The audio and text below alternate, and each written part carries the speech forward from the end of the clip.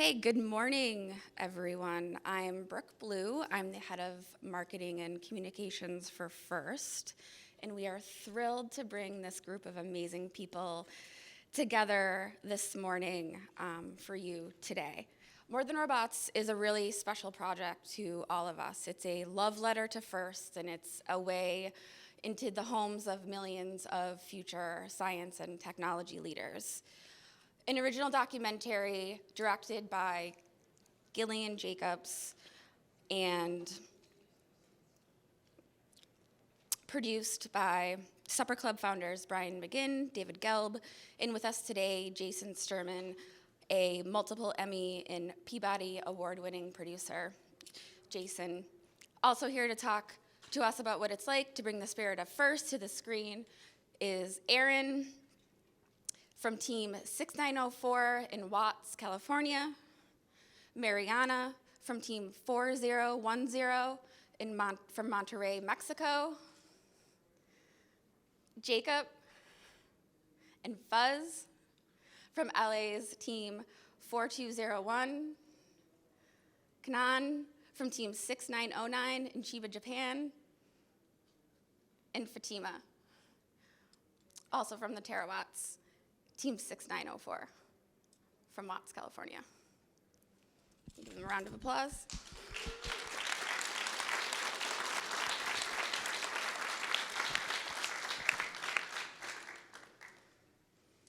All right, Jason, let's start with you. All right.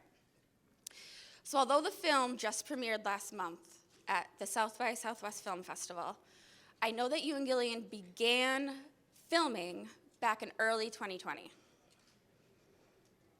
And the goal was to put FIRST and STEM in the spotlight.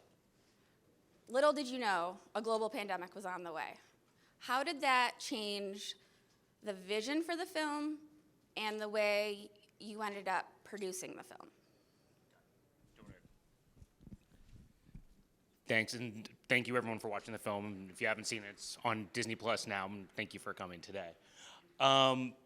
So we started the process of putting the film together in the end of 2019, preparing for the January kickoff, and we were gonna follow the season all the way through.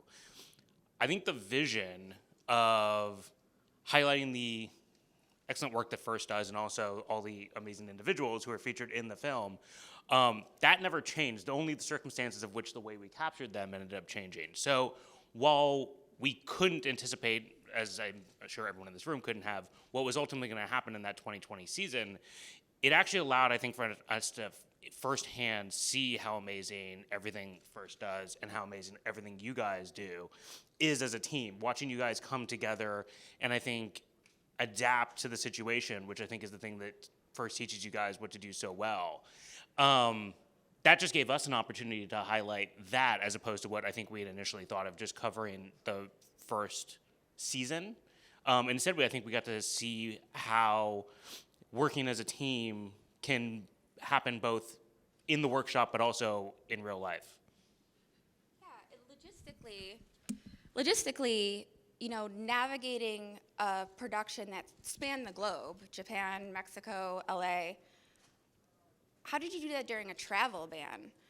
You know, you couldn't actually send your crews places, so how did you get that done? Yeah, for sure. I mean, and everyone up here witnessed it and interacted with it in a different way. So when we started filming with each of them, you know, Gillian Jacobs, our director, and as well as the small team that we had put together that would film with each of them in person, we just had to adapt ourselves and mobilize in a different way. So each of them have a different interaction of how we filmed that I'm sure that they can each talk about. But Aaron, like, you filmed a lot yourself, and you'd send us footage. I think we brought you a little camera that you could just use to film. We did, you know, as many people learned how to communicate on Zoom, that became a way for us to film that we normally would not have anticipated ever using before. So again, I think it's almost taking inspiration from what you guys all did and how to like kind of craft your season around what the real world implications were. We as filmmakers kind of had to follow suit as well. So along that line, Mariana, we heard that you were sent a robotic camera that you'd plug into your home and it would be controlled by the crew back in LA, which first of all, very cool. But second, I think that, the audience who watched the film really connected emotionally to your storyline about, you preparing for the Chairman's Award and the excitement and anxieties around that, and also thinking about your life after college, or, after high school, before college. What was it like telling that story, connecting to the audience via technology and not, in person with the crew or with Gillian?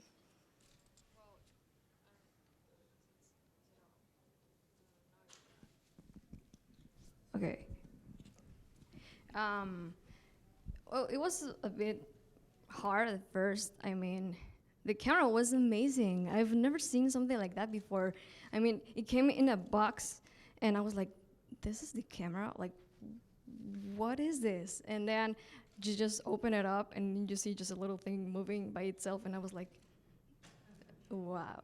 And, but, it was just great. The crew was like amazing. They were so patient. So they were always with me through the whole process, and that made all much easier.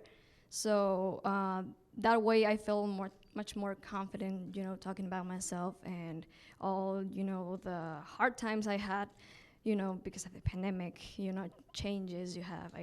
The college, I started college in Zoom, and it was a bit tricky. It was, I don't know, it was just a lot of uncertainty that I felt so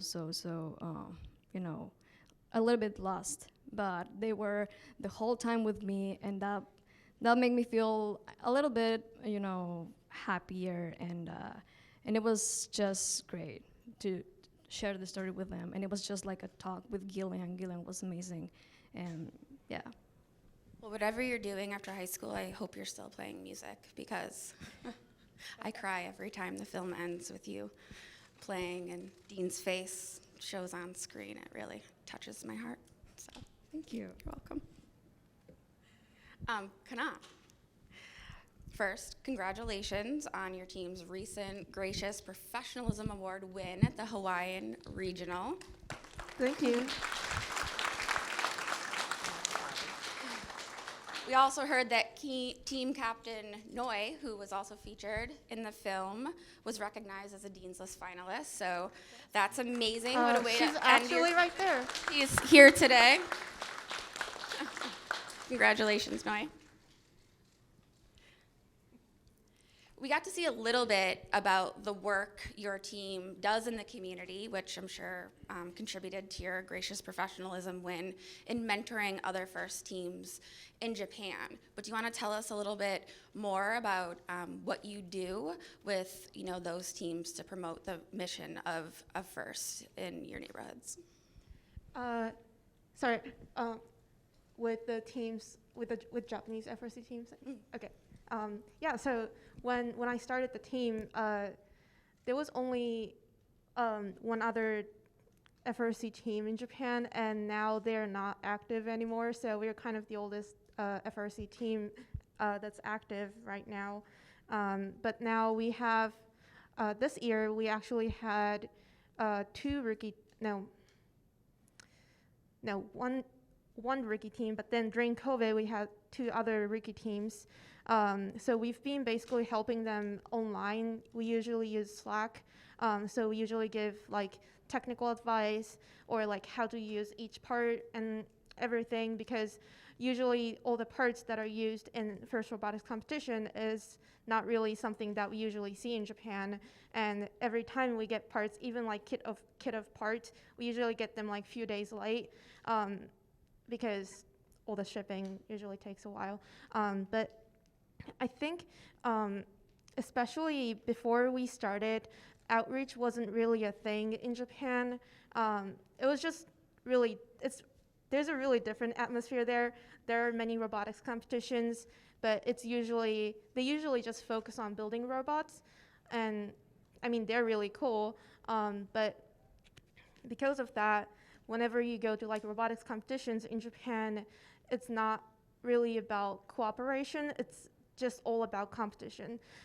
So just helping out other teams and like not really hesitating to share any of our resources kind of like built all the atmosphere that Japanese FRC teams now have to like just help each other whenever, you know, like one of us is just needing help.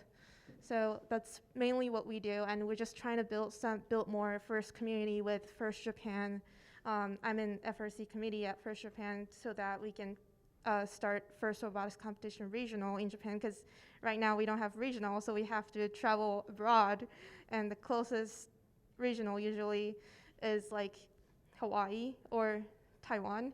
So it would be really nice to have regional in Japan so that it'll be much cheaper to travel. And yeah, that's kind of what I do. Yeah, well, that's amazing, and thank you for everything you do. It's through people like you and Fuzz and Fatima and all of you that we can, spread FIRST in places where otherwise, students wouldn't have access to it. So thank you, and very well deserving of the Gracious Professionalism Award, and Koi, you the Dean's List finalist. So thank you. Now, Fuzz.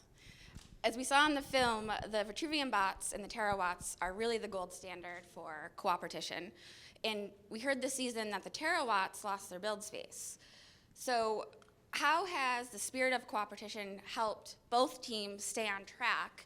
And how have you seen coopertition more broadly keep the spirit of the FIRST ethos in action?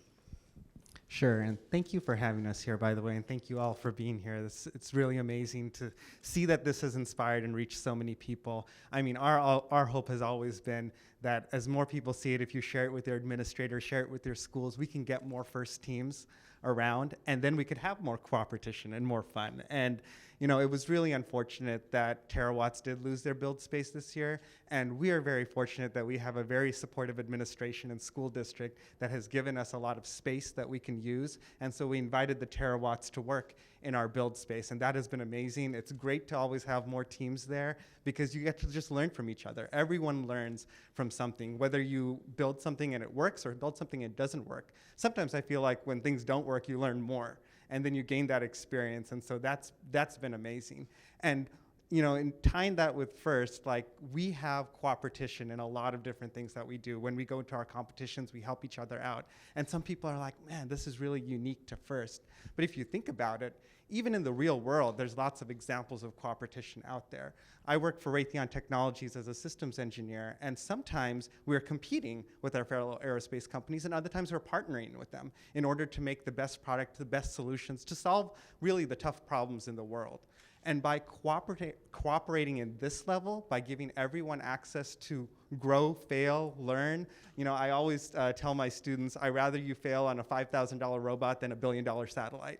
And that's absolutely true. Like, I want them to learn, I want them to fail now. And if we could share those resources and have more people able to learn, grow, and fail, then we're building a strong workforce for the future that can solve the really, really tough problems we have in this world. So I'm really looking forward to that.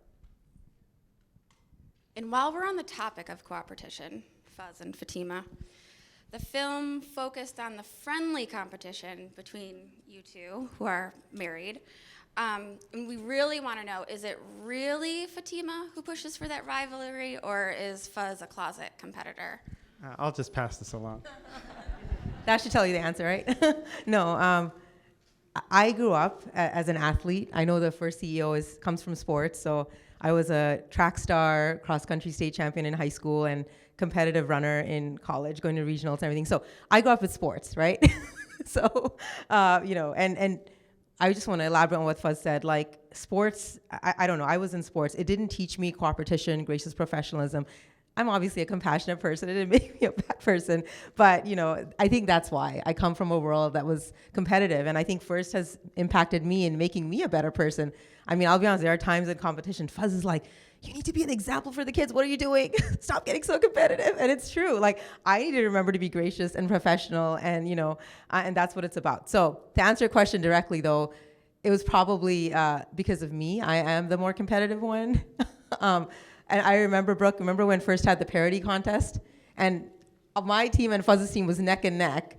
Oh, and we were on vacation, and let me tell you, we were having some fights on vacation, like over votes and everything. But at the end of the day, like I said in the film, he is one of the best partners anyone can have, and it's nothing but love between us. It's just fun competition and bickering. All right, so Aaron, I have a really, really important question. I'm going to ask you first, and then we'll open it up to the group, okay? What's it like to be famous? What have your friends and family been saying? How is life different? So people keep asking me the same question, like, oh my God, you're famous. What's it like to be famous? It's just like, to me, I don't really see myself any different because, like, sure, I'm famous. I was in a documentary. I was like, okay, nice. But at the end of the day, it's just like, I don't know. I'm really other regular guy. You know what I mean? Like, sure, I was in a documentary. I did compete and all that. So, like, it's a great experience. I'll say that. So, let's see. My friends and family. Well, you know how friends are. They just tease me a lot. So, like, even my teacher, when he found out I was in the documentary, like we always joke around. Like, he said, now that you're on documentary, he said that was Disney minus because, like, the way I act in class is pretty funny. But yeah, my family's just pretty supportive though. They're all happy that I was in the documentary. So Have yeah. you been getting any questions about FIRST and what FIRST is all about and the robotics team that you weren't getting before? Normally yes and no, because they normally ask me like, "Oh, you're in robotics. What do you even do?" So I normally tell them anyway. Yeah. So like, yeah, I just end up explaining what FIRST actually means and all that. So yeah. Now you can just say watch the movie. Yeah. Just watch the movie on Disney Plus. How about everyone else? Any brushes with adoring crowds or autograph signing that you didn't have before? Because I want all of your autographs after this, by the way. I think being at a FIRST competition, a lot of people have seen it, so we get a lot of requests for pictures, which is kind of funny. I don't think I've ever had that before. I'm usually asking people to take pictures with them. But I think one of the cool things is being able to have this platform to really share and really be able to highlight what the program does and how the program can impact people, how the program has impacted ourselves as well. Like, our lives have changed as being part of the program. I know I was talking to some people before, and they asked me, is there anything that I learned from FIRST that I take back to work? And I say, absolutely. Like, besides students, it's great. We've been able to hire a lot of students into Raytheon Technologies from the program. But besides that, sometimes when you're doing work, you kind of get stuck on what you know. And by working with high school students, by working with people, they come in and they bring in some new software, some new technology, or a new idea. And you're like, whoa, why don't we do that? And then you can try to see how you could start implementing that and gaining that perspective. And so that's really cool. And I know it's impacted my wife a lot. I mean, as a teacher, she works so hard every single day to advocate and support her students. And now she's taking that and she's running for state assembly. That's amazing. Now she wants to make policy changes in order to be able to bring programs like this into more schools and more areas. So. One quick thing. Yeah, one thing, Brooke, to answer the question, I think it's a great question, right? But I think when we think of more than robots, what I want every team here to know is that this is our story, and why we were able to share our story and amplify it. Take every opportunity to share your story and step into your power, because your story is unique. Every team has your own challenges, you have your own story, you have your own elements of difficulty and privilege. And so I would say, hopefully this film makes you reflect, right, on what you can give back to other teams or how you can collaborate and engage in cooperation with other teams. I think that's the hope. When I think about answering your question, I think about more than robots. It's not about us being famous, right? It's about getting that message as what can I do more to help my community and start FIRST teams and provide resources. And also, if you're a team that has less resources, what can I ask from others? And own that, right? What can I ask? Because I did that. We have no shame in asking for resources to teams like Fuzz's team, to Da Vinci schools, right, that are so giving, right, of the space and the resources they have. And know that the world in general is a good place. I know there's a lot of bad things going on out there, but it's a good place and people want to help. You just have to ask, and they're out there. Great. Great. Actually, Fatima, you can keep the mic before we start coming back this way again. But, you know, the 4 teams featured in More Than Robots are just a few of the tens of thousands around the world that are, you know, on a global scale. And all of them, for all of them, FIRST is a unifying experience that builds global citizens that are equipped to tackle the world's problems. Why is it important as a mentor to have that global ecosystem of teams and sensibilities? Yeah, I think, you know, my husband Fuzz touched on it. For me, I taught science, environmental studies, chemistry, right? And those of us in robotics are very focused on data, right? It's because Brooks, like Brooke, the problems of the world that we have in infrastructure, in climate change, even in just making in economic equality, I would say, yeah, because that's you know, economic equality, educational equity is rooted, right, in this work that I do, right, and the work that we do as mentors, and the work you do as students as well. I'll just share a personal narrative, like, you know, FIRST has, you know, Dean said this, but FIRST has changed me. I think, you know, it's affected my students, but it's changed me in more ways than I could even say. And like, I get really emotional when I talk about it because, like, I you know, worked in a school district. Our team is in a school district that is really underfunded. California has the lowest literacy rate in all of California, yet we have great companies, you know, that are there in Silicon Valley, in you know, Raytheon and the defense industry that are doing great innovative technology and work, and my students are blocked out from that access. So it makes me very angry, right? But what FIRST does is provide a portal, right? It provides a portal to say that, you know what, the next Mae Jemison, the next Einstein, the next, you know, Florence Nightingale is gonna be from Watts, right? And they're gonna be from Compton. And if we don't invest in these communities, we're all missing out. Right? I don't care where we all each live. We're missing out on solving the problems of the future because we don't know what talent we're missing out in all these spaces. So the global impact is huge. I mean, it's huge because in our current government, in our current school system, in many of our states, I don't know about you, I don't know if your school districts are well funded, but there's too many school districts that aren't, and I'm sure some of you experience that. And you know, Aaron can speak more on this, but the reason I wanted him featured on the film is I saw our school system failing him.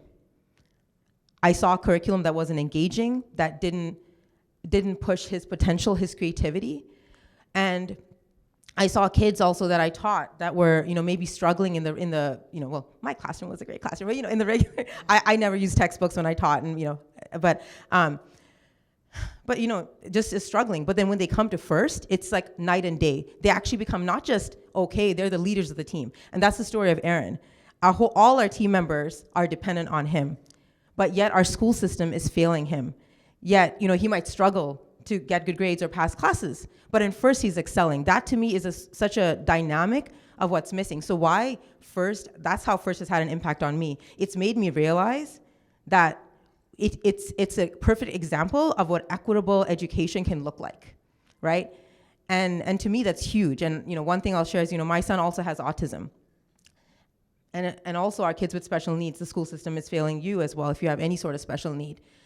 I had to fight tooth and nail, and because I knew the state law, I was able to get him whatever he wanted in a public school. But if not, he would have, I mean, been left behind. He would have been labeled a bad trouble kid. He might have even dropped out of school, you know. And so now, actually, because of his Fuzz and I, in robotics, he's gone to championships since he was a baby. I don't know if you know, all of you remember, you know, carrying him. He was very grumpy since he was a baby. But he's now very into coding, and you know, I'm thinking of starting an FL team at his school when he's going into 3rd grade, and he's gotten all his kids in class into coding. So, you know, it's changing the world in multiple ways, right? I mean, just your example is changing the world. You don't know what child you're inspiring, even you're mentoring. You don't know which of your siblings you're inspiring. And sorry, I'm deterring from the question, but those are all ways that it's solving the global crisis. Right? It could be a small ways or big ways in what I said, but it's making a huge difference. Yeah, thank you. You mentioned that Aaron's is a story that was important to you to have featured in the documentary, and that made me think about Jason. There's so many amazing FRC teams. Everyone, you know, is amazing. So how did you narrow it down to the 4, you know, that you wanted to feature for this film? It's definitely daunting when you look at the amount of teams and trying to pick 4 just to encapture what it is that can be FIRST and what a film can hold, right? And so a lot of it was working with your team to kind of help narrow down kind of where we could find enough of a sample to try and at least show the difference. Because if you show just one team, no two teams have the same experience. No two teams, even within a marriage, have two teams don't have the same background and makeup and circumstances, right? And so I think it was important. Obviously, like we picked two teams in LA, quite honestly, because we're based in LA. The film industry is based in LA, so it was that sort of thing where it was our home and our backyard, but then also we knew we wanted to open it up from an international standpoint because FIRST is international and it is a global competition. So picking somewhere in Mexico and picking somewhere in Japan became just a natural way of, I think, finding somewhere that is the opposite of Los Angeles.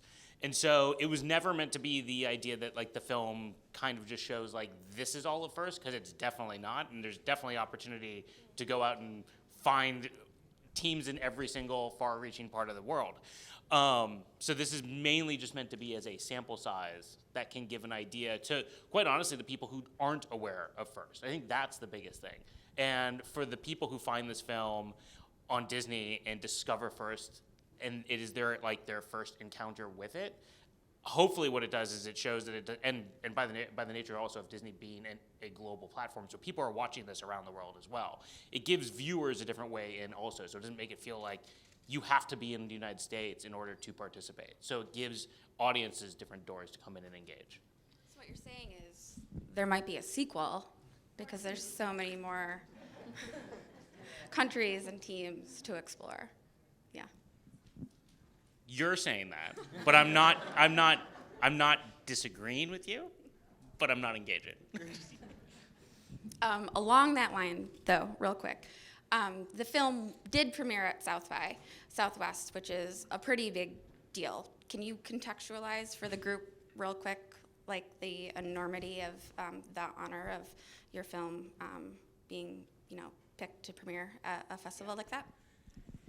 Yeah, definitely. I mean, it's definitely hard if you're not in the film industry or follow film festivals to kind of understand like the importance of those. And the more and more that obviously like you have more and more streaming services, more and more films get made every single year. It becomes harder and harder for films to find their way to a big audience to be able to launch in a big way. And so South by Southwest, being down the road from here in Austin, was a fantastic launch point, mainly because it's a festival that has its roots kind of baked into the idea of science and pushing forward new ideas to begin with. So when we shared the film with them, the director of the festival, it was one of the things that she immediately sparked to and basically asked if she could please have the opportunity to premiere the film.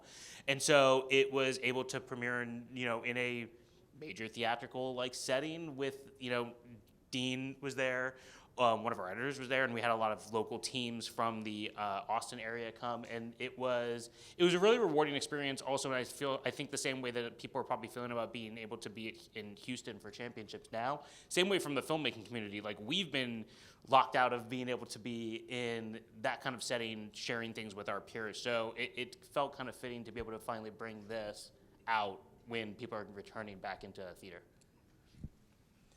Yeah, it was really exciting to be at South by with the movie and Jason, and now millions of people are watching it on Disney Plus, and it's a sensation online. Our community is very engaged. And FIRST is no longer a best-kept secret. It's a global movement, something that we've always known. And Jacob, I was wondering, what you might say to people considering getting involved in FIRST after watching the film.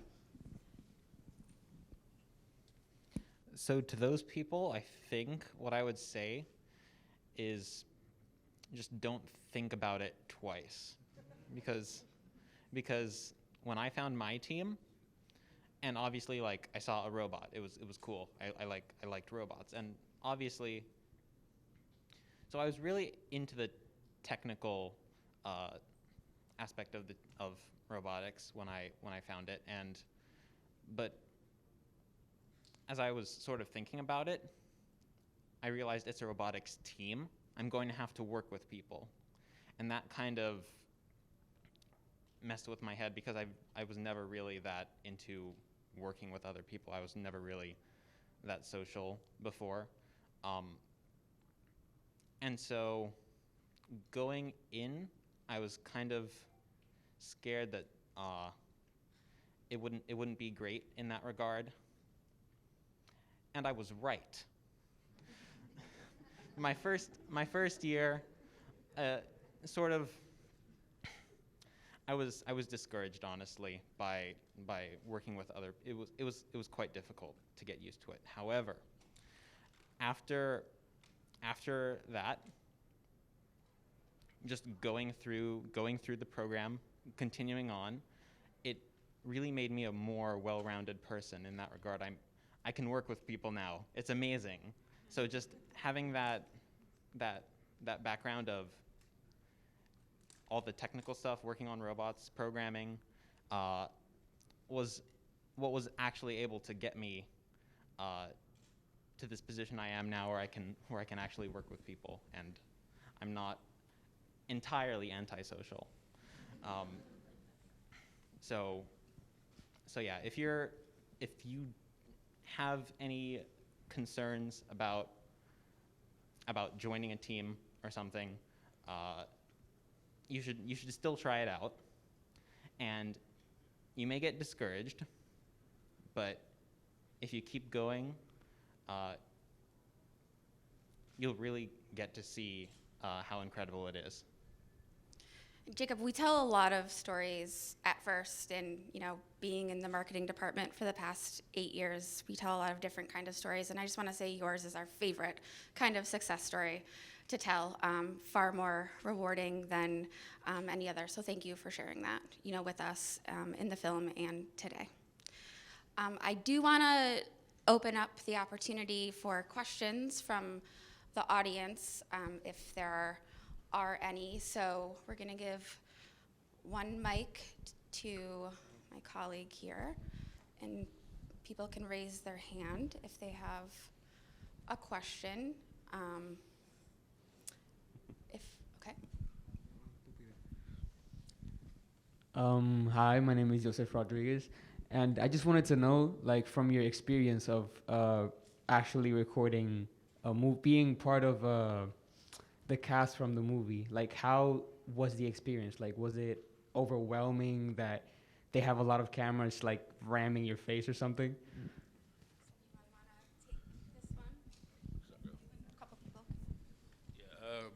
So, yeah, starting out literally. So I was in the back of my the space we used to have. They walked up to me. They were like, "Do you mind if we just have these giant cameras following you around? Like, and just try to be yourself." Well, it's hard to do that when you see that, like, the camera's right there. So, I mean, but overall, it was a pretty good experience, though. So, yeah.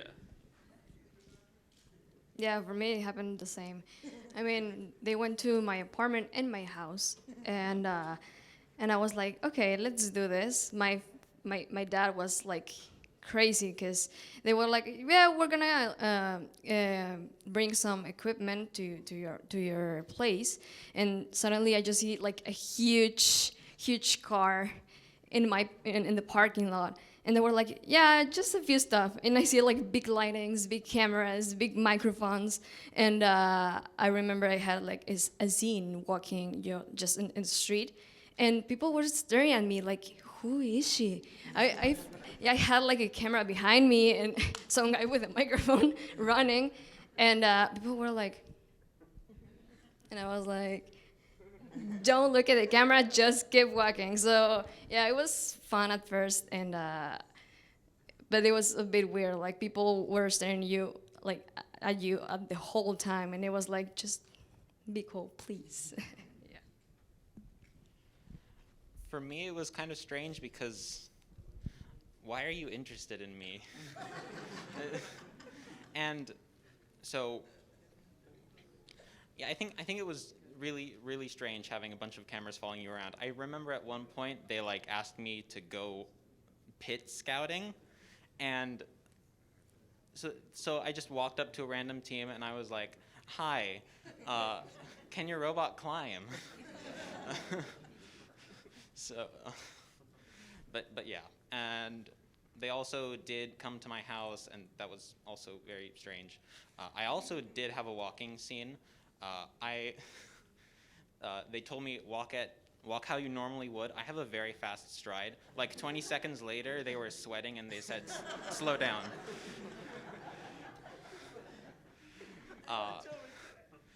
But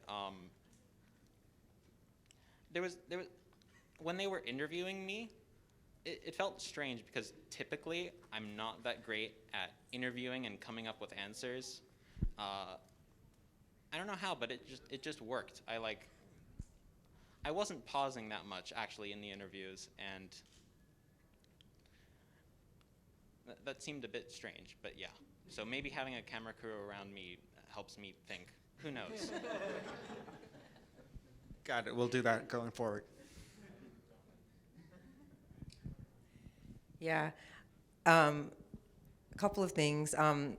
I will say though, like despite all that, right, I think we'd all agree it was worth it to get the first message out. So despite all the discomfort, because we're able to make a big impact with this movie. So I want to thank Jason, and I think part of it for me was also Gillian, Gillian, yes. She was so personable and I think made me feel comfortable, just was really aware of her surroundings, where she was at, made everyone feel at home. So that really helped a lot. Honestly, for me, I don't know if y'all remember the scenes where I'm like eating chips and I'm like, yeah, I'm like, sit down, I can't see the rope. Like, okay, so they put all that in the film and I'm like, oh my goodness, they really caught me in the moment. So it was like, I was a little embarrassed seeing myself back a little bit in some of those places. But hopefully it made folks laugh because it was a little silly, but that was me being nervous at competition, so. Other questions?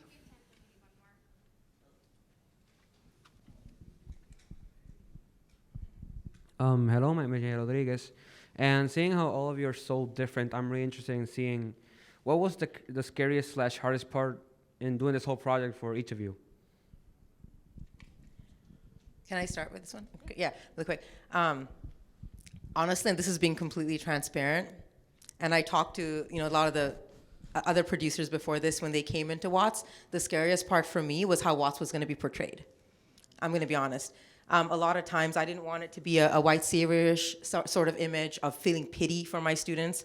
I made it clear from the beginning that I wanted my students their potential to be shown. I want the community to be uplifted, and I wanted how powerful, that sort of narrative. I didn't want people feeling sorry for my students and feeling like they needed to come save us, right? And honestly, I'll say the film did a really great job of doing that. It really showed the power and the essence of Aaron, of our team, of our story.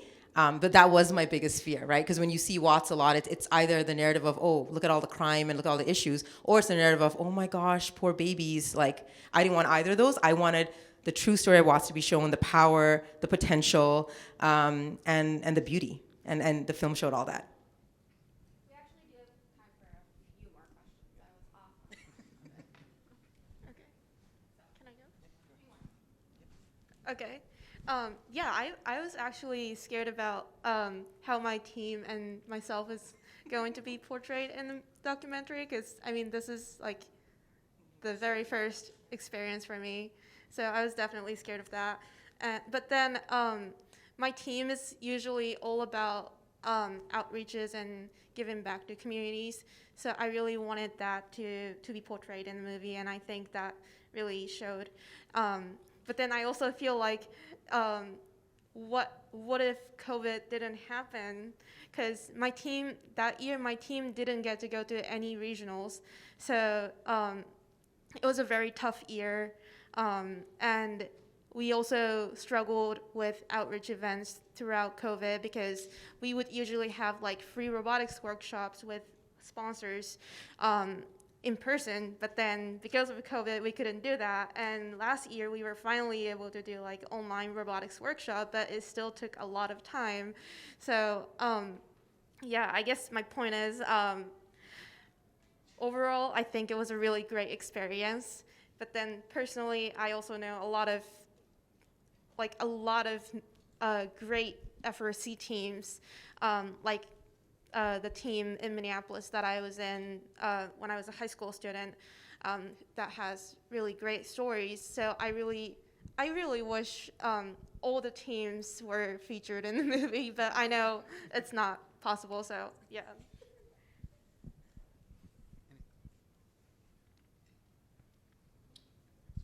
Any other questions? I thought them. Hello, my name is Eric Rodriguez from Puerto Rico, and I just wanted to ask and sort of like for you guys to answer. Given that this was a complex thing and that you guys were working really hard, I wanted each of you guys, if you could, give me one moment where it was just you were taken to your limits, that you were frustrated, you felt like you were just gonna give up, and then in contrast to that, a moment where you said, wow, I really like glad that I didn't give up. I'm glad that I went through all that. It was worth it. I guess I'll start then.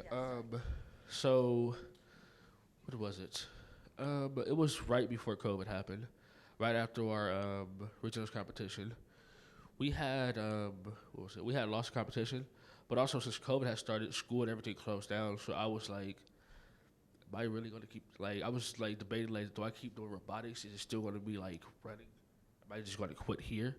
But luckily we didn't do that. So we had the 21 season for it was still COVID based.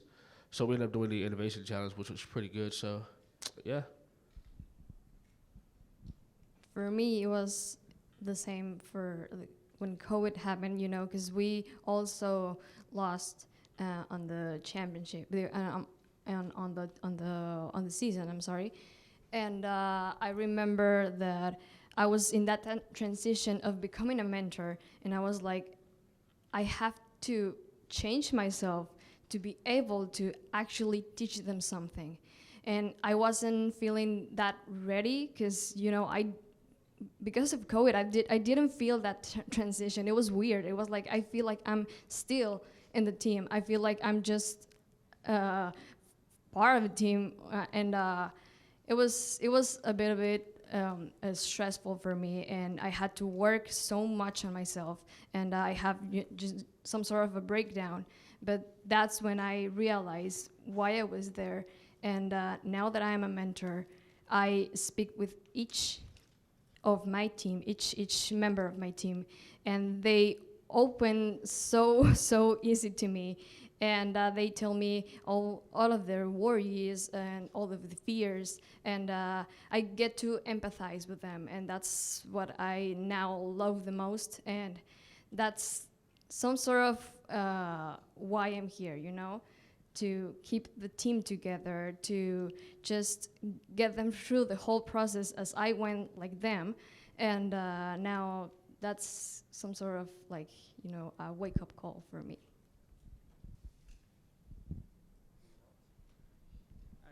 I guess just real quick, I mean, it was definitely, nobody could predict COVID. And when that happened and everything shut down, it was so quick. It was literally like 3 days after we finished filming the regional. And we were all excited, and suddenly everything shut down. And then that question comes up with everyone. What do we do now? Like, how do we keep this program going? How long are we going to be like this? And I think what uplifted me was to see how the students rose to that challenge. And I remember, just a few months later, we were doing uplifting Black Voices dialogues to try to make sure that we're promoting and promoting understanding. And then we were doing Stop the Asian Hate dialogues too, because we were getting a lot of that. That really made me feel good. That really, it made me see that was more than robots.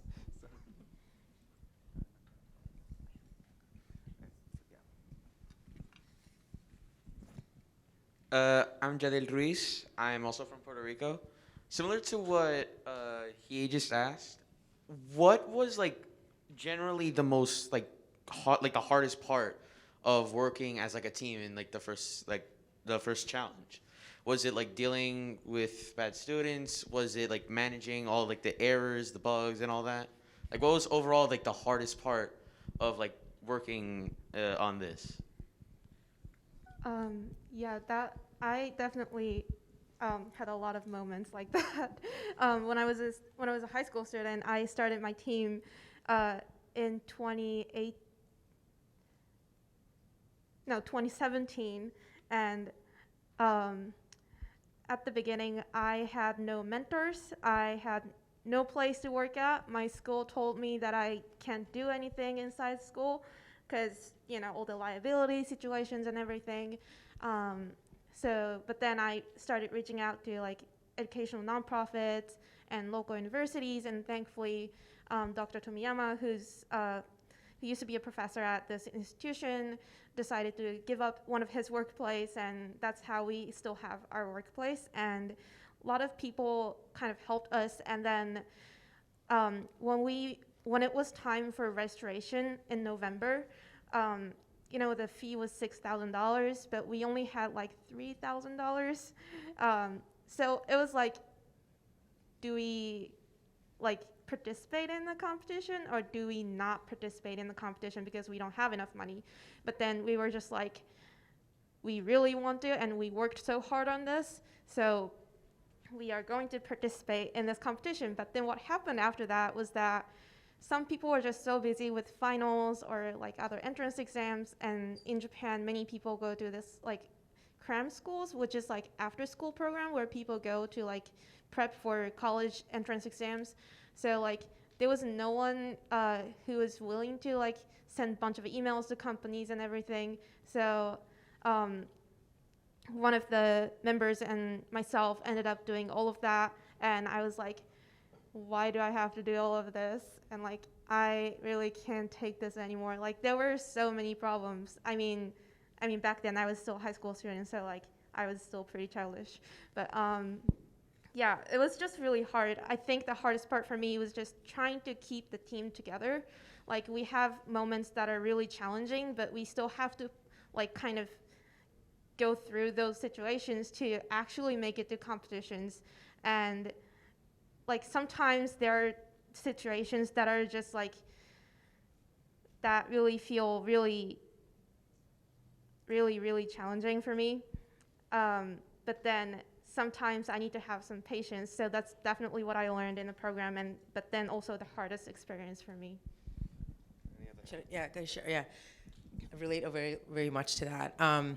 You asked me the challenge. I mean, starting a team in Watts every day is a challenge. We've never actually had a space. We still don't have a permanent space the past 5 years. A lot of bureaucracy with the administration, with our school district. It's just, it's ridiculous. And a lack of money, a lack of resources, but that's why I'm grateful for like programs like, and hopefully you all know about this, like the First Equity Grant and a lot of other grants and scholarships that First offers, like really helps bridge that. A lot of that and a lot of the sponsors like Raytheon, that really helps us out. Like, I mean, that's what makes a difference for us. So I'm grateful for these partnerships actually, because if not, we wouldn't be able to, go to competition.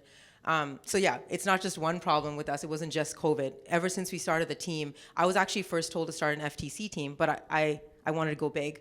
And so that's why I did FRC.